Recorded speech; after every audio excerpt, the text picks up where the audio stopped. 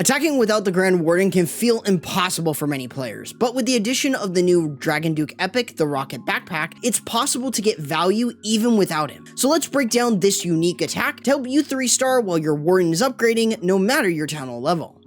First, let's start with the equipment each hero needs, as it's quite flexible with different options in common and epic equipment. Starting with the Dragon Duke, he'll need his new Rocket Backpack equipment along with the Fireheart, as this army relies on the value removed from the core with the Jetpack Giant Arrow combo. As for the Archer Queen, you'll want to use her Giant Arrow and action figure, as the Giant Arrow has essential damage for the Rocket Backpack to pair with, but in addition, you have strong survivability with the Giant.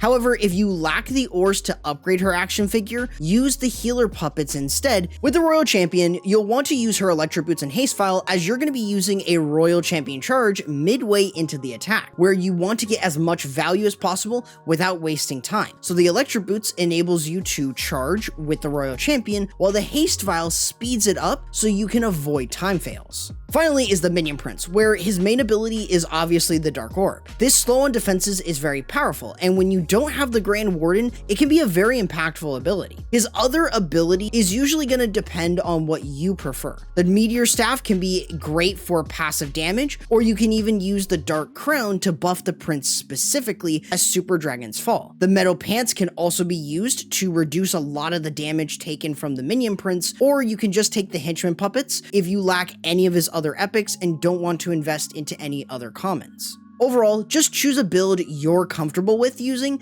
and the Prince should help your Super Dragons. Now with this attack, you'll want to first start with the Jetpack Giant Arrow combo. The main focus is to clear the core of the base, or at least anywhere the defensive CC is. If the CC is towards the outside of the base, however, removing it might not be worth it. So you'll want to be sure to line up the Giant Arrow to hit defenses and buildings around the core, while having the Dragon Duke come from the opposite side with his Rocket Backpack. So long as the Giant Arrow is maxed out, you can use a level 21 Rocket Backpack to clear every defense and even the CC with just 2 Earthquake spells, except for the Super Wizard Tower. Following the value being removed from the core, you have your Archer Queen and Dragon Duke to clear out more buildings and defenses. The action figure and Queen can easily clear through value, while the Dragon Duke with his passive Enraged ability can help clear compartments with ease.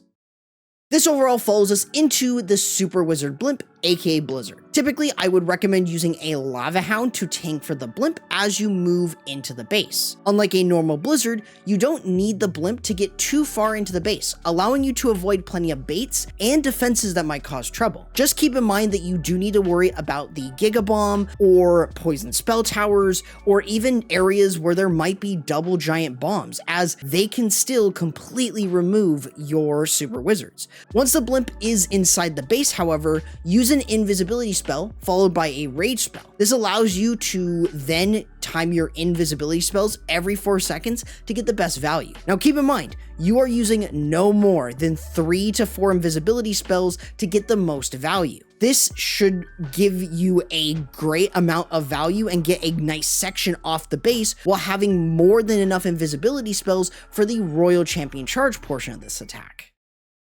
Speaking of which, the remaining invisibility spells are going to be used with the Royal Champion charge. It might be a bit tougher as you're using the Royal Champion charge midway into the attack, so timing is going to be more or less difficult, but still doable. Just keep in mind when you place the Royal Champion and use an invisibility spell every 10 seconds while alternating invisibility with the Spirit Fox. You'll also have the Haste File, which will speed up the Royal Champion by quite a bit, allowing you to clear areas of the base much faster and prevent time fails in the process. Just be sure to clear more of the base down to weaken it enough for the rest of your army to easily clear it without the Grand Warden.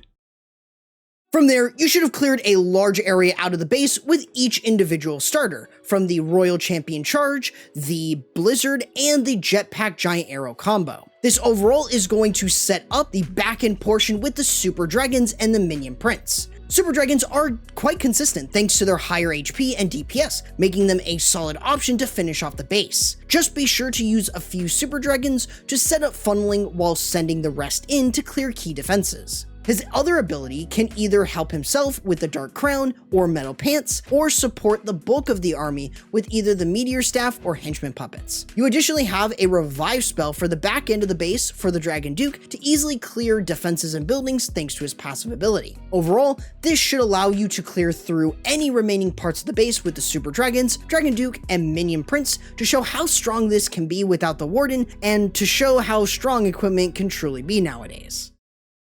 Now that you understand the basics of this army, here is the army comp that I recommend you use no matter your town hall level. This will allow you to very swiftly make any changes that you might want to make, like taking an Ice Hound rather than a normal Lava Hound, or taking a Super Wall Breaker instead to make entering bases with the Queen much easier. The link to these comps will be in the description, but now let's give you an example of how everything comes together to create a no Warden army.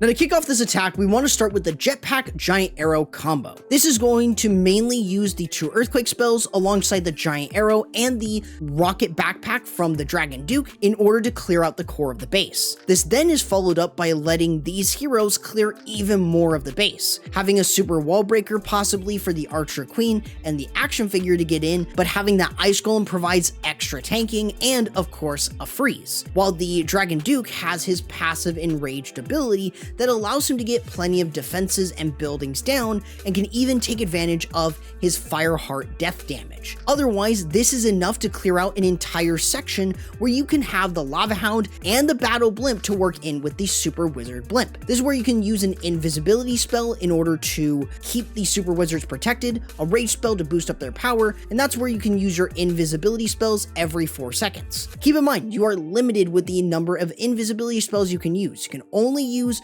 up to 4 of them. This way you're able to get plenty of value from the Blizzard while then also setting up your Royal Champion charge. From just these 2 sections alone though, you have gotten a ton of value, but this is where we then have the Royal Champion. Like I said, timing is going to be a little bit more difficult with this since you're doing it midway in the attack, but you can time your invisibility spells since sometimes you won't have to use an invisibility spell until a little bit later where your Royal Champion gets deeper into the base. This is where then you could use the Haste Vial, which is going to speed up the amount of value that you can get off the base while getting plenty of defenses down. This allows you to really set up great value, and if you can try and find good timing with your invisibility spells, you should be able to get more than enough. You also have the revive for the Dragon Duke on the back end, so he can clear defenses and buildings while he's alone. This is where then we can set up the Super Dragons, where we have a nice pathway with the Minion Prince, maybe a few balloons to look for Seeking Air Mines as well